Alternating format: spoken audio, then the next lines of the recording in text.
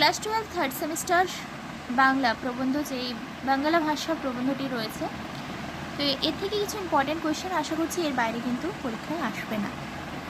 বাংলা ভাষা এটা লিখেছেন কে? স্বামী বিবেকানন্দ। পত্রিকা এটা কিন্তু উদ্বোধন পত্রিকায় প্রকাশিত হয়েছে 1900 খ্রিস্টাব্দের 20 ফেব্রুয়ারি। আর এর উৎস ভাববার কথা। প্রথম কোয়েশ্চেন, বিদ্বান ও সাধারণ মানুষের মধ্যে অপার সমুদ্র তৈরি হওয়ার কারণ কোন ভাষা? সংস্কৃত ভাষা।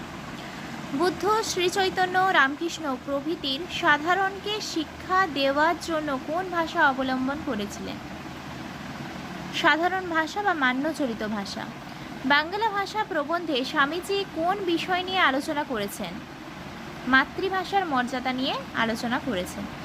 স্বামীজি কোন ভাষায় পাণ্ডিত্যের জাহির করার ক্ষেত্রে বিরোধী? কল্পিত, কটমটে, অপ্রাকৃত ভাষায়। বাংলা ভাষা কোন ভাষার উত্তরাধিকারী? সংস্কৃত ভাষা। স্বামীজি ভাষাকে কিসের মতো হতে বলেছেন? সাপ ইস্পাতের মতো। বাংলা ভাষা কোন ভাষার গদাই লস্করি চাল? সংস্কৃত ভাষার। লোকহিতা কথাটির অর্থ কী? জনগণের কল্যাণ বা মঙ্গল। ড্যাশ ভাষায় কি আর শিল্প নৈপুণ্য হয় না? চলিত ভাষায়। তার যে উপযুক্ত ভাষা হতেই পারে না। কোন ভাষা? যে ভাষায় মনের ভাব, ক্রোধ, দুঃখ, ভালোবাসা ইত্যাদি আমরা প্রকাশ করে থাকি। ভাষা হচ্ছে ড্যাশ এর প্রধান উপায়। ভাষা হচ্ছে উন্নতির প্রধান উপায় ও লক্ষণ। প্রকৃতির নিয়মে কোন ভাষা বলবান হচ্ছে ও ছড়িয়ে পড়ছে? কলকাতার ভাষা। বাংলাদেশে স্থানে স্থানে ড্যাশ ভাষা, রকমারি ভাষা, তার মধ্যে কোনটি গ্রহণ করা উচিত? কলিকাতার ভাষা। পূর্ব পশ্চিমে ভেদ উঠে গেলে কলকাতার ভাষা কোথায় ছড়িয়ে পড়বে? চট্টগ্রাম থেকে বৈদ্যনাথ। কলিকাতার ভাষাকে ভিত্তিস্বরূপ গ্রহণ করলে কি বর্জন করতে হবে? গ্রাম্য ঈর্ষা। ভাষা কিসের বাহক? ভাবের বাহক। জীবন্ত ও মৃতের ভাষা কি? জ্যান্ত ভাষা। আর মৃতের ভাষা মরার ভাষা। হীরের মতির সাজ পরানো ঘোড়ার ওপর ড্যাশ বসালে কি আর ভালো দেখায়? ড্যাশের মধ্যে হবে বাঁদর বসালে। ব্রাহ্মণ, সবস্বামী, পতঞ্জলি ও শঙ্করের ভাষ্য কি?